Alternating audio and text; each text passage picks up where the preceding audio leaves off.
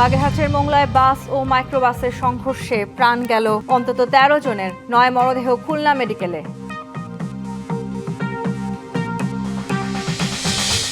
যাত্রা শুরু হলো ত্রয়োদশ জাতীয় সংসদের। দেশ ফিরল কাঙ্ক্ষিত গণতন্ত্রের ধারায় সূচনা বক্তব্যে প্রধানমন্ত্রী তারেক রহমান।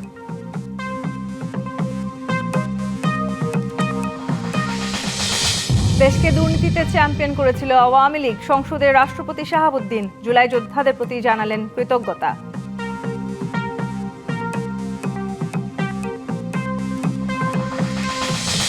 রাষ্ট্রপতির ভাষণ বর্জন করে ওয়াকআউট বিরোধীদের আওয়ামী লীগের খুনের সহযোগীর বক্তব্যের প্রতিবাদ বললেন ডাক্তার শফিক। প্রেসিডেন্ট রাষ্ট্রের অভিভাবক হিসাবে তিনি জঘন্য অপরাধ করেছেন রাষ্ট্রের নাগরিকদের প্রতি। স্পিকার মহোদয়কে অনুরোধ জানিয়েছিলাম তাকে যেন ভাষণ দিতে দেওয়া না হয়। তারা আমাদের কথা গ্রাহ্য করেন নাই। আমরা সংক্ষুব্ধ হয়ে সংসদ থেকে বের হয়ে এসেছি। সংসদের প্রথম অধিবেশনে সভাপতিত্ব করলেন খন্দকার মোশাররফ। স্পিকার হলেন হাফিজ উদ্দিন, ডেপুটি স্পিকার কায়সার কামাল। বেগম জিয়া সহ ৩১ জনের জন্য শোক প্রস্তাব। জাতীয় সংসদে তালিকায় নিজামী মুজাহিদ সাইদি সহ যুদ্ধাপরাধে দণ্ডিত ৭ জন।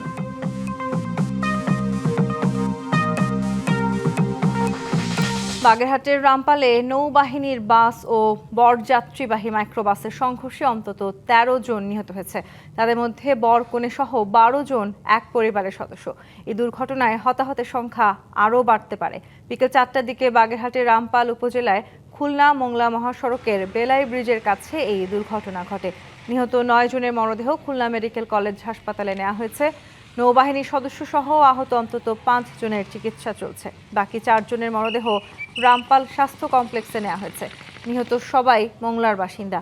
খুলনা থেকে বরযাত্রী নিয়ে বাড়ি ফিরছিলেন। প্রত্যক্ষদর্শীরা জানায়, মোংলা থেকে ছেড়ে আসা নৌবাহিনীর বাসটি বেলাই ব্রিজের কাছে পৌঁছালে বিপরীত দিক থেকে আসা মাইক্রোবাসের সাথে সংঘর্ষ হয়। এতে দুটি গাড়ির সামনের অংশ দুমড়ে মুচড়ে যায়। ঘটনাস্থলেই কয়েকজন মারা যায়। এ বিষয়ে আরও জানাতে খুলনা মেডিকেল কলেজ হাসপাতাল থেকে যুক্ত হচ্ছেন সহকর্মী আমিরুল ইসলাম। আমিরুল, যে দুর্ঘটনার কথা আমরা শুনলাম সেখানে ইতিমধ্যে ৯ জনের মারা যাওয়ার খবর পেয়েছি আমরা। এখন আসলে সবশেষ অবস্থা কি? অনেকের অবস্থায় আশঙ্কাজনক বলে শুনছিলাম।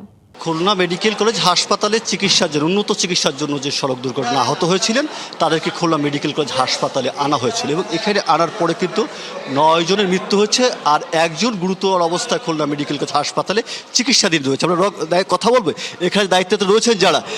এখন পর্যন্ত এই সড়ক দুর্ঘটনায় কয়জনের শনাক্ত হয়েছে, কয়জনকে পেয়েছেন আপনার, লাশ কয়জন মারা গিয়েছেন? আমরা এই পর্যন্ত ৮ জন লাশ পেয়েছি। ৮ জন, এখান থেকে আমরা ৫ জন শনাক্ত করতে পেরেছি। আর আমাদের উপরে ২ জন চিকিৎসার জন্য ভর্তি দেওয়া হয়েছিল, কিন্তু আমরা এই মাত্র খবর পেলাম ওইখানে নাকি ১ জন মারা গেছে আর ১ জন এখনো জীবিত আছে। সেটা হচ্ছে সার্জারি ১১-১২তে চিকিৎসাধীন ১ জন আছেন আর কি উপরে। কি অবস্থায় আসছিল তারা? এইখানে তো আসলে অ্যাম্বুলেন্সে ওইখান থেকে যারা পথচারী ছিল তারাই নিয়ে আসছে অ্যাম্বুলেন্সে করে। একটা নৌবাহিনীর অ্যাম্বুলেন্স ছিল আর একটা হচ্ছে সাধারণ অ্যাম্বুলেন্স, ২টা অ্যাম্বুলেন্সে করে লাশগুলো আসছে আর কি। এখানে আসলে ওই সময় যারা আর কি মারা গেছেন ওনাদের কোনো স্বজন আমরা খুঁজে পাই নাই। সব ব্রড ডেথ ওইখানেই মারা গেছে, স্পট ডেথ ওইখান থেকে আমাদের এখানে নিয়ে আসছে। শিশু আছে কত আছে নাকি? শিশু আছে ২ জন এখানে। ধন্যবাদ আপনাকে। আপনি কি অবস্থায় রিসিভ করলেন তাদেরকে? সব ব্রড ডেড হিসেবে সব। যে চিকিৎসায় তার কি অবস্থায় আছে? একজন বেঁচে আছে আর একজন মারা গেছে। ধন্যবাদ আপনাকে। এবং এখানটায় বিশেষ করে যে যারা রয়েছেন চিকিৎসাধীন রয়েছে, এখানে চিকিৎসা চলছে এবং এখানটায় নিহত যার স্বজনরা কিন্তু ওইভাবে এখনও দেখা মেলে। তবে এখানে যারা আসছেন বিশেষ করে যে বিয়ে করে সাব্বির এবং মুন্নির যে বিবাহ হয়, বিবাহ করে তারা কিন্তু নিজেদের যে বাড়ি বিশেষ করে মোংলায় ফিরছিলেন। পথিমধ্যেই এই সড়ক দুর্ঘটনায় যে নববধূ এবং স্বামীসহ একই পরিবারের ১২ জন এবং যে চালক ছিলেন সে চালকও মারা গিয়েছেন। এবং এখানটায় যারা রয়েছেন বিশেষ করে নিহত স্বজনরা যারা আছে তারা কিন্তু আসছেন এখানটায় এবং এখানে আসেন এবং এখানে বিবাহ করে যাচ্ছিলেন। কি হয় যারা পরিবারের সদস্য আপনাদের কি হয়েছে? আমার চাচাতো ভাই আত্মীয় সবাই, আমার খালাম্মার ফ্যামিলি। কয়জন কিভাবে মারা গেলেন? মারা গেছে অ্যাক্সিডেন্ট করে এরা হায়াসে ছিল, কিন্তু শোনা যাচ্ছে যে নৌবাহিনীর বাস আর এই হায়াস মুখোমুখি সংঘর্ষে এই দুর্ঘটনাটা ঘটে। তারপরে আমরা যতটুকু জানতে পেরেছি এই মুহূর্তে এই পর্যন্ত 13 জন মারা গেছে। গাড়িতে যে কয়জন ছিল সবাই মারা গেছে, কেউ বেঁচে নাই। কিন্তু যারা 2 জন বেঁচে আছে শুনেছি, তাদেরও এখন আমরা হাতের কাছে পাইনি। ধন্যবাদ আপনাকে। এবং যেমনটি বলছে, বিশেষ করে যারা এখন পর্যন্ত খুলনা মেডিকেলে 9টি মারা গেছে, 9 জন মারা গেছে এবং খুলনায় 1 জন চিকিৎসাধীন রয়েছে। তবে নিহত স্বজনদের দাবি করছে যে 13 জন পর্যন্ত মারা গেছে, যাদের মধ্যে 12 জন একই পরিবারে এবং গাড়ির যে চালক ছিলেন তিনিও মারা গিয়েছেন। এটাই ছিল সর্বশেষ অবস্থা। তন্নি, আমিরুল, আপনাকে ধন্যবাদ।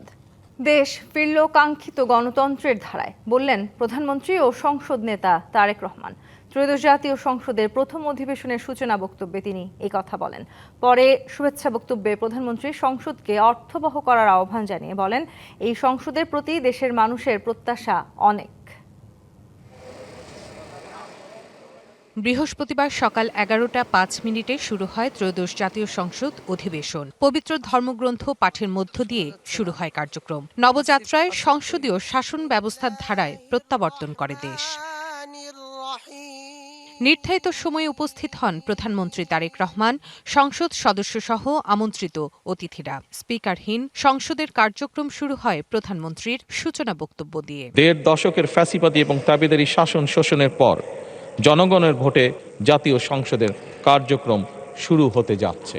স্মরণ করেন ৭১-এর মহান মুক্তিযুদ্ধের শহীদ, শ্রদ্ধায় স্মরণ করেন জুলাই আন্দোলনে নিহতদের। দেশের গণতান্ত্রিক শাসন ব্যবস্থায় অবদানের জন্য স্মরণ করেন প্রধানমন্ত্রীর পিতা শহীদ রাষ্ট্রপতি জিয়াউর রহমান এবং মাতা সাবেক প্রধানমন্ত্রী বেগম খালেদা জিয়াকে, যাদের সাহসী ভূমিকায় দেশে পুনরায় গণতন্ত্র ফিরে এসেছে। আমি ত্রয়োদশ জাতীয় সংসদের এই যাত্রা লগ্নে দেশের স্বাধীনতা প্রিয় গণতান্ত্রিকামী বীর ছাত্র জনতাকে জানাই অভিনন্দন। দেশে সংসদীয় গণতন্ত্র এবং জনগণের অধিকার পুনঃপ্রতিষ্ঠা করার জন্য দেশনেত্রী বেগম খালেদা জিয়া জীবনের শেষ দিন পর্যন্ত লড়াই করেছেন। জীবনে কখনোই স্বৈরাচার কিংবা ফ্যাসিবাদের সঙ্গে আপোষ করেননি। পরে শুভেচ্ছা বক্তব্যে সরকার প্রধান বলেন, এই সংসদের প্রতি দেশবাসীর প্রত্যাশা অনেক। সংসদকে অর্থবহ করার জন্য সদস্যদের প্রতি আহ্বান জানান তিনি। দেশের স্বাধীনতা প্রিয় গণতান্ত্রিকামী মানুষ এই সংসদের দিকে প্রত্যাশা নিয়ে তাকিয়ে রয়েছে। বিরোধিতার জন্য বিরোধিতা নয়, বরং শানিত যুক্তিতর্কের মাধ্যমে আমরা এই সংসদকে প্রাণবন্ত করে তুলতে চাই। দেশের প্রতিটি নাগরিককে স্বনির্ভর করতে বিএনপি কাজ করবে বলেও জানান প্রধানমন্ত্রী। দেশ পরিচালনায় চান সবার সহযোগিতা। এই মহান জাতীয় সংসদে সকল দলের নির্বাচিত প্রতিজন সংসদ সদস্যের সমর্থন এবং সহযোগিতা আশা করি। Rifat Tasnova, DBC news, Dhaka. আওয়ামী লীগকে ফ্যাসিস্ট উল্লেখ করে দলটির পতনে দেশে গণতান্ত্রিক যাত্রা শুরু হয়েছে বলে মন্তব্য করেছেন রাষ্ট্রপতি মোহাম্মদ শাহাবুদ্দিন। একই সাথে তিনি জুলাই অভ্যুত্থানকে গুরুত্বপূর্ণ ঘটনা উল্লেখ করে এতে ভূমিকা রাখাদের প্রতি কৃতজ্ঞতা জানান। আওয়ামী লীগ দেশকে দুর্নীতিতে চ্যাম্পিয়ন বানিয়েছিল উল্লেখ করে বিএনপির দুর্নীতি বিরোধী অবস্থানের প্রশংসাও করেন রাষ্ট্রপতি। বলেন, আইনশৃঙ্খলা বাহিনীকে দলীয় বাহিনীতে পরিণত করেছিল আওয়ামী লীগ। দেশের উন্নয়নে বিএনপির নানা পদক্ষেপের কথা তুলে ধরে এই সরকারের নেতৃত্বে সামনে এগিয়ে যাবার প্রত্যাশাও করেন মোহাম্মদ শাহাবুদ্দিন। মধ্যে গণপ্রজাতন্ত্রী বাংলাদেশের মহামান্য রাষ্ট্রপতি সংবিধানের নিয়ম অনুযায়ী নতুন সংসদের শুরুর দিনে জাতীয় সংসদে ভাষণ দেন রাষ্ট্রপতি। ত্রয়োদশ জাতীয় সংসদ অধিবেশনের প্রথম দিনও বৃহস্পতিবার সংসদে ভাষণ দিতে আসেন রাষ্ট্রপতি মোহাম্মদ শাহাবুদ্দিন। বেলা 11টায় সংসদ বসলেও রাষ্ট্রপতি অধিবেশন কক্ষে প্রবেশ করেন দিনের কার্যসূচির শেষ দিকে বেলা 3:30টার পর। তবে স্পিকার সংসদে রাষ্ট্রপতির আগমনের ঘোষণা দিলেই সাথে সাথে বিরোধিতা করেন বিরোধী জোটের সংসদ সদস্যরা। এ সময় তারা বিভিন্ন লেখা সম্বলিত প্লেকার্ড প্রদর্শন করেন, চলে হট্টগোলও। সংসদে রাষ্ট্রপতি আসার পরও চলে এই পরিস্থিতি। নিয়ন্ত্রণের চেষ্টা করেন স্পিকার। রাষ্ট্রপতির ভাষণ শুরু হলেই ওয়াকআউট করে বিরোধী দল। রাষ্ট্রপতি তার ভাষণের শুরুতেই একটি অবাধ, সুষ্ঠু ও গ্রহণযোগ্য নির্বাচনের জন্য সবাইকে ধন্যবাদ জানান। উল্লেখ করেন স্বাধীনতার ঘোষক জিয়াউর রহমানের নাম। স্বাধীনতার ঘোষক শহীদ রাষ্ট্রপতি জিয়াউর রহমান বীর উত্তম, বাংলাদেশের 3 বারের নির্বাচিত সাবেক প্রধানমন্ত্রী দেশনেত্রী বেগম খালেদা জিয়ার অবদানকে শ্রদ্ধার সঙ্গে স্মরণ করছি। রাষ্ট্রপতি বলেন, জুলাই অভ্যুত্থান ছিল গুরুত্বপূর্ণ ঘটনা। কৃতজ্ঞতা জানান ফ্যাসিবাদ নির্মূলে ভূমিকা রাখা সবার প্রতি। ফ্যাসিবাদ বিরোধী আন্দোলনে নির্যাতন ও নিপীড়নের শিকার সাধারণ মানুষ ও রাজনৈতিক দলের সদস্যবৃন্দকে কৃতজ্ঞতার সঙ্গে স্মরণ করছি। আওয়ামী লীগকে ফ্যাসিস্ট সরকার উল্লেখ করে তার পতনে গণতান্ত্রিক যাত্রা শুরু হয় বলে মন্তব্য করেন মোহাম্মদ শাহাবুদ্দিন। সকলের সম্মিলিত আন্দোলনের ফলে 2024 সালের 5ই আগস্ট তৎকালীন ফ্যাসিস্ট সরকারের পতন ঘটে। হাজারো শহীদের রক্তের উপর দিয়ে তাবেদার ও ফ্যাসিবাদ মুক্ত নতুন গণতান্ত্রিক বাংলাদেশের সূচনা হয়। আওয়ামী লীগ দেশকে দুর্নীতিতে চ্যাম্পিয়ন বানিয়েছিল উল্লেখ করে বিএনপির দুর্নীতি বিরোধী অবস্থানের কথা তুলে ধরেন রাষ্ট্রপতি। আওয়ামী লীগ সরকারের বাংলাদেশকে দুর্নীতিতে চ্যাম্পিয়ন বানিয়ে 2001 সালের জুন মাসে ক্ষমতা থেকে বিদায় নিয়েছিল।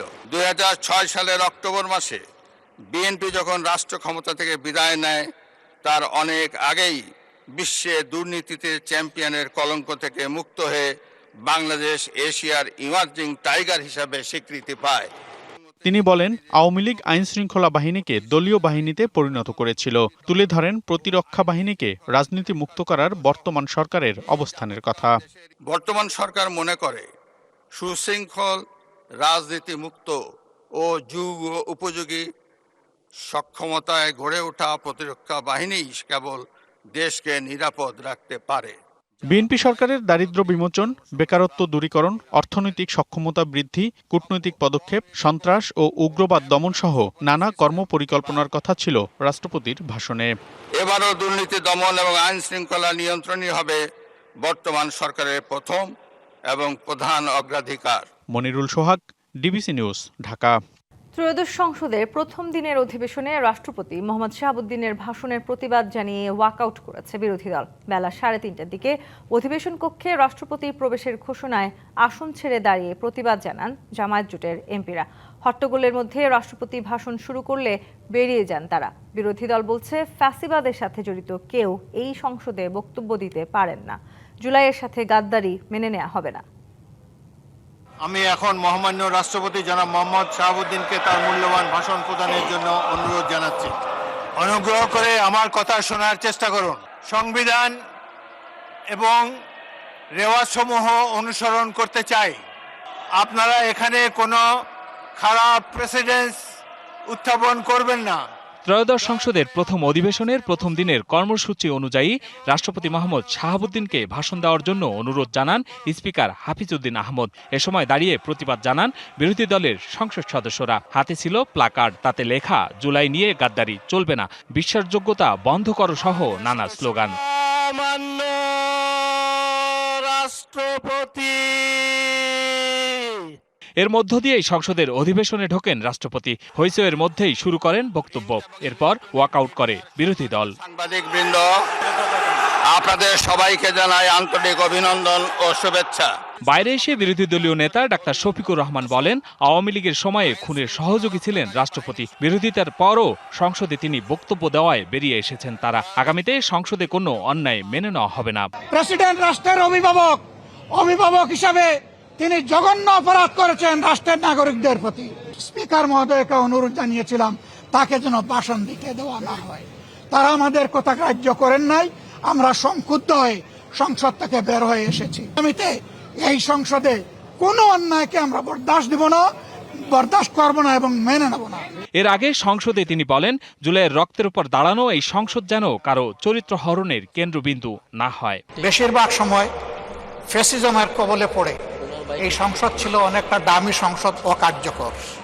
আমরা অতীতের সংসদগুলোতে দেখেছি, এখানে দেশের মানুষের কল্যাণ বিবেচনায় আলোচনা না হয়ে মানুষের চরিত্র হননের জন্য এখানে বিপুল সময় ব্যয় করা হয়েছে। আমি আপনাকে বিনীতভাবে অনুরোধ করব, এই সংসদ যেন কারো চরিত্র হননের কেন্দ্রে পরিণত না হয়।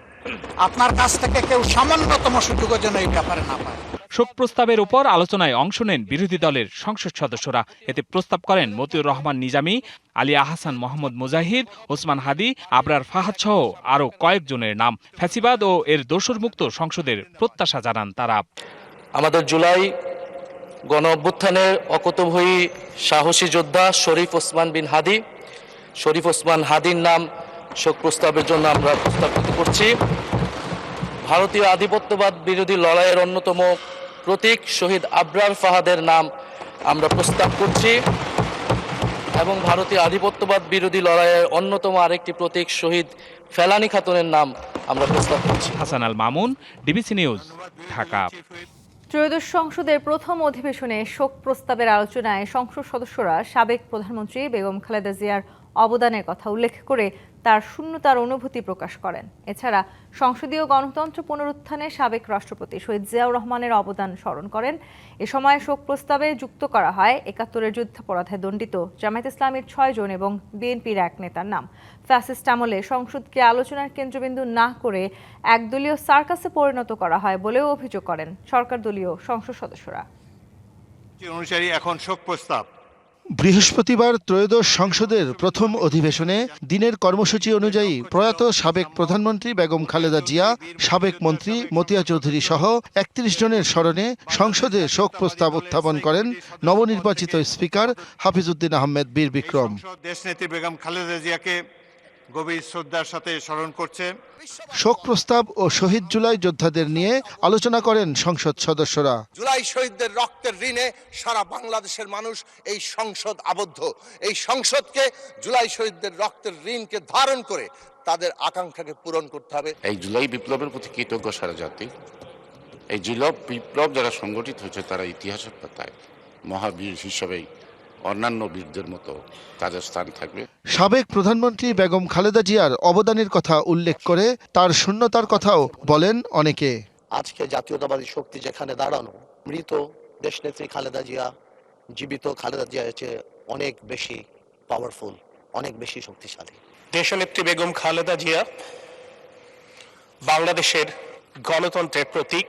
স্বাধীনতা উত্তর প্রজন্মের আমাদের অনেকেরই তাকে দেখে বড় হবার সুযোগ হয়েছিল। এই সংসদ গঠিত হওয়ার পরে যিনি সবচাইতে বেশি খুশি হতে পারতেন তিনি দেশনেত্রী বেগম খালেদা জিয়া। তিনি আজকে আমাদের মধ্যে নেই। এছাড়া সংসদীয় গণতন্ত্র পুনরুদ্ধারে শহীদ রাষ্ট্রপতি জিয়াউর রহমানের অবদান স্মরণ করেন এমপিরা। ফ্যাসিস্ট সরকারের সংসদকে আলোচনার কেন্দ্রবিন্দু না করে একদলীয় সার্কাসে পরিণত করেছিল বলেও মন্তব্য করেন তারা। সবাই ঐক্যবদ্ধ হয়ে নতুন বাংলাদেশ গড়ার ক্ষেত্রে জনগণের পাশে থেকে গণতন্ত্রের ভিতকে শক্তিশালী করার মধ্য দিয়ে আজকের এই মহেন্দ্রক্ষণে আমরা যেন সেই তাকে হত্যা করার জন্য ফ্যাসিস্টরা যে ষড়যন্ত্র করেছিল সেই ষড়যন্ত্র তাদের টিকতে পারেনি।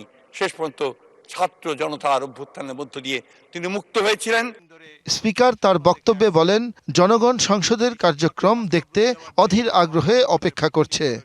সরকার এবং বিরোধী দল উভয় পক্ষই জাতীয় স্বার্থে ঐক্যবদ্ধ হয়ে জনতার স্বপ্ন বাস্তবায়নের জন্য সর্বাত্মক উদ্যোগ গ্রহণ করবেন। 1 মিনিট নীরবতা, তারপর মোনাজাত। আলোচনার পর সংসদ সদস্যরা দাঁড়িয়ে 1 মিনিট নীরবতা পালন করেন। এরপর দোয়া ও মোনাজাত করেন ধর্মমন্ত্রী।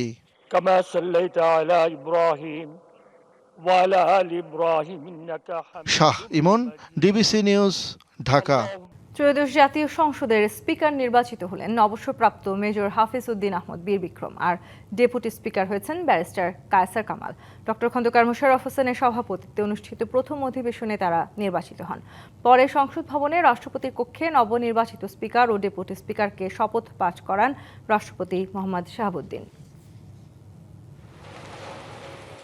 স্পিকার ও ডেপুটি স্পিকার ছাড়াই ত্রয়োদশ সংসদের প্রথম বৈঠক শুরু হয় সকাল 11টার কিছু পরে। অধিবেশনের শুরুতে প্রধানমন্ত্রী তারেক রহমান সূচনা বক্তব্য শেষে বিশেষ পরিস্থিতিতে স্পিকার ও ডেপুটি স্পিকার নির্বাচিত হওয়ার আগ পর্যন্ত সংসদের সভাপতিত্ব কে করবেন তার নাম প্রস্তাব করেন। জনগণের ভোটে নির্বাচিত প্রতিনিধিদের নিয়ে আজ আমাদের এক বিশেষ পরিস্থিতিতে জাতীয় সংসদের কার্যক্রম শুরু হতে যাচ্ছে।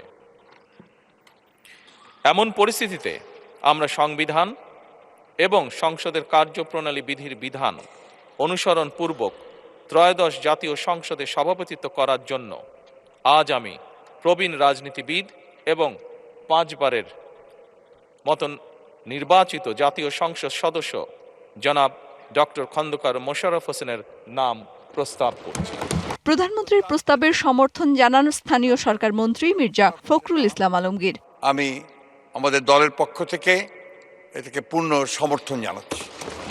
এরপর বিরোধী দলের পক্ষে জামায়াত নেতা ডাক্তার আব্দুল্লাহ মোহাম্মদ তাহের প্রস্তাবের সমর্থন জানান।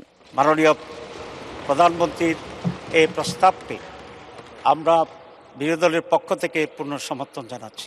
পরে অধিবেশনের সভাপতি ডক্টর খন্দকার মোশাররফ হোসেন নির্বাচিত হয়ে অনুভূতি প্রকাশ করেন এবং গুরুত্ব আরোপ করেন সুশাসন, স্বচ্ছতা ও জবাবদিহিতার উপর। এই দায়িত্ব পালনের সুযোগ পেয়ে নিজে সম্মানিত বোধ করছি এবং এই দায়িত্ব পালনে আপনাদের সর্বাত্মক সহযোগিতা কামনা করছি। এরপর সংসদে স্পিকার ও ডেপুটি স্পিকার নির্বাচনের আনুষ্ঠানিকতা শুরু করেন। স্পিকার পদে অবসরপ্রাপ্ত মেজর হাফিজ উদ্দিন আহমেদ বীর বিক্রমের নাম উপস্থাপন করেন। জাতীয় সংসদের স্পিকার পদে নির্বাচনের জন্য আমি একটি মাত্র মনোনয়নপত্র পেয়েছি। কণ্ঠভোটে পাশ হয় এই প্রস্তাব। হ্যাঁ জয়যুক্ত হয়েছে, হায় জয়যুক্ত হয়েছে, হায় জয়যুক্ত হয়েছে। এরপর একইভাবে ডেপুটি স্পিকার পদেও একমাত্র ব্যারিস্টার কায়সার কামালের নাম ঘোষণা করা হয়, যা কণ্ঠভোটে পাশ করেন সংসদ সদস্যরা। মাননীয় সংসদ সদস্যবৃন্দ, ডেপুটি স্পিকার পদে নির্বাচনের জন্য এরপর সংসদ ভবনে রাষ্ট্রপতির কক্ষে অনুষ্ঠিত হয় নবনির্বাচিত স্পিকার ও ডেপুটি স্পিকারের শপথ। মহামান্য রাষ্ট্রপতিকে নবনির্বাচিত শপথ বাক্য পাঠ করান রাষ্ট্রপতি মোহাম্মদ শাহাবুদ্দিন। আমি হাফিজ উদ্দিন আহমেদ বীর বিক্রম সশ্রদ্ধ চিত্তে শপথ। মেহের মনি, ডিবিসি নিউজ, ঢাকা। জাতির পিতার পরিবার সদস্যদের নিরাপত্তা রহিতকরণ অধ্যাদেশ, শেখ হাসিনা যুব উন্নয়ন, পল্লী উন্নয়ন একাডেমি, মুক্তিযোদ্ধা কাউন্সিল, জুলাই অভ্যুত্থানে নিহতদের পরিবার এবং জুলাই যোদ্ধাদের কল্যাণ ও পুনর্বাসন অধ্যাদেশ সহ 133টি সংশোধনী অধ্যাদেশ ত্রয়োদশ সংসদ অধিবেশনে উপস্থাপন করেন আইনমন্ত্রী মোহাম্মদ আসাদুজ্জামান। নবনির্বাচিত স্পিকার হাফিজ উদ্দিন আহমদ বীর বিক্রম অধিবেশনে সভাপতিত্ব করেন।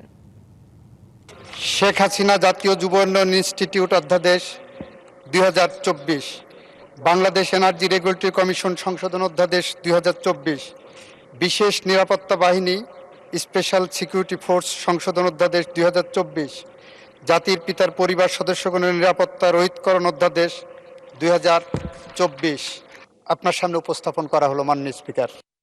চাপ কমেছে রাজধানীর পাম্পগুলোতে, অনেক জায়গাতেই সর্বোচ্চ 1.5 ঘন্টার মধ্যেই মিলছে জ্বালানি তেল। চাপ কমার কারণ রাইড শেয়ারিং ছাড়াও সাধারণ মোটরসাইকেলে তেল দেয়া হচ্ছে সর্বোচ্চ 5 লিটার পর্যন্ত। এতে স্বস্তিতে চালকরা। পাম্প কর্মী বলছেন, মোটরসাইকেলে দীর্ঘ লাইন আর নেই, ধীরে ধীরে স্বাভাবিকের দিকে যাচ্ছে পরিস্থিতি। সরকার বলছে দেশে জ্বালানি তেলের কোনো সংকট নেই এবং দাম বাড়ানোরও পরিকল্পনা নেই, তাই প্রয়োজনের চেয়ে অতিরিক্ত তেল না নেয়ার আহ্বান জানানো হয়েছে। চলমান সংঘাত নিরসনে অবশেষে রাজি হয়েছে ইরান, তবে তার জন্য 3টি শর্ত দিয়েছেন দেশটির প্রেসিডেন্ট। অবশ্য মার্কিন প্রেসিডেন্ট বলেছেন যুদ্ধে জয়ী যুক্তরাষ্ট্র, তবে এখনই তা থামছে না। অন্যদিকে ইসরায়েল এবার যৌথ হামলা শুরু করেছে ইরানি বাহিনী ও হিজবুল্লাহ। প্রায় 150 ক্ষেপণাস্ত্র ছড়ে হিজবুল্লাহ। ইরাকের জলসীমায় 2টি তেলবাহী ট্যাঙ্কার জ্বালিয়ে দিয়েছে ইরান। এই ঘটনার পর সব তেল বন্দরের কার্যক্রম পুরোপুরি বন্ধ করে দিয়েছে বাগদাদ। বুধবার রাতে বৃষ্টির মতো ব্যাপক ক্ষেপণাস্ত্র হামলা চালিয়েছে লেবাননের সশস্ত্র গোষ্ঠী হিজবুল্লাহ। একসঙ্গে প্রায় 100 ক্ষেপণাস্ত্র নিক্ষেপ করেছে গোষ্ঠীটি, ফলে লণ্ডভণ্ড হয়ে গেছে ইসরায়েলের উত্তরাঞ্চলের একাধিক বসতি। ভোরে বিস্ফোরণে কেঁপে ওঠে জেরুজালেম, বেজে ওঠে সাইরেন। নিরাপদ আশ্রয়ের জন্য বাংকারে ছুটে যান বাসিন্দারা। আরব উপসাগরীয় দেশগুলিতে মার্কিন সামরিক ঘাঁটি ও কূটনৈতিক মিশনে হামলার পাশাপাশি হোটেল, বিমানবন্দর ও তেলের অবকাঠামোতেও হামলা অব্যাহত রেখেছে তেহরান। বাহরাইনে জ্বালানি তেলের ট্যাঙ্কারে আঘাত হানে ইরানি ড্রোন। পাল্টা হামলা চালিয়ে যাচ্ছে তেল আবিব। ইরানের কেরমান প্রদেশের একটি বিমানবন্দরে ক্ষেপণাস্ত্র হামলা চালিয়েছে আইডিএফ। নতুন করে হামলায় তেহরানে ঘটে হতাহতের ঘটনা। হিজবুল্লাহর ক্ষেপণাস্ত্র হামলার জবাবে লেবাননের বৈরুতে ব্যাপক বিমান হামলা চালিয়েছে তেল আবিব। এতে বেশ কয়েকজন হতাহত হন। লেবাননের একটি অংশকে গাজার মতো ধ্বংসের নগরীতে পরিণত করার হুঁশিয়ারি দিয়েছে তেল আবিব। এদিকে যুদ্ধে অনড় ইরান, তবে যুদ্ধবিরতি চাইলে 3 কঠিন শর্তের কথা বলছেন দেশটির প্রেসিডেন্ট মাসুদ পেজেশকিয়ান। জানান, ইরানের স্বীকৃতি, যুদ্ধের ক্ষতিপূরণ এবং ভবিষ্যতে আর কোনো হামলা না করার আশ্বাস পেলেই শান্তি আলোচনায় বসবে তেহরান। সামাজিক যোগাযোগ মাধ্যম এক্সে দেয়া বার্তায় একথা জানান তিনি। তবে যুদ্ধে যুক্তরাষ্ট্র জয়ী জানিয়ে ডোনাল্ড ট্রাম্প বলেন, ইরানে এখনো যুদ্ধ শেষ হয়নি। আমরা খুব ভালো অবস্থানে আছি। ইরান প্রায় শেষ প্রান্তে। এর মানে এই নয় যে আমরা তাৎক্ষণিকভাবে যুদ্ধ শেষ করে দেব। দীর্ঘমেয়াদী যুদ্ধ চালিয়ে যাওয়ার কথা বলছে ইসরায়েলও। ইরাকের আলফাও বন্দরে 2টি বিদেশি তেলবাহী ট্যাঙ্কারে হামলার ঘটনায় নাবিক নিহত হয়েছেন। নিরাপত্তার স্বার্থে সব তেল বন্দরের কার্যক্রম বন্ধ করে দিয়েছে বাগদাদ। খান মোহাম্মদ মুকুল, ডিবিসি নিউজ ডেস্ক। আন্তর্জাতিক বাজারে জ্বালানি তেলের দাম আবারও ব্যারেল প্রতি $100 ছাড়িয়েছে। বৃহস্পতিবার তেলের দাম 1 লাফে 9% বেশি বেড়েছে। দ্য গার্ডিয়ান প্রতিবেদনে জানিয়েছে, মধ্যপ্রাচ্যের জ্বালানি তেল সরবরাহ ব্যবস্থা ও অবকাঠামোতে ইরানের নতুন করে হামলার প্রভাবে তেলের বাজারে এই ঊর্ধ্বগতি দেখা দিয়েছে। আন্তর্জাতিক জ্বালানি সংস্থা IEA রেকর্ড পরিমাণ মজুদ ছাড়ার ঘোষণা দিলেও তেলের দামের এই উন্নয়ন ঠেকানো যায়নি। সংবাদে এই ছিল এখনকার মতো। ডিবিসি নিউজের সংবাদগুলো পড়তে ভিজিট করুন dbcnews.tv আর ভিজিট করুন ডিবিসি নিউজের ফেসবুক পেজ এবং ইউটিউব চ্যানেল। সঙ্গেই থাকুন।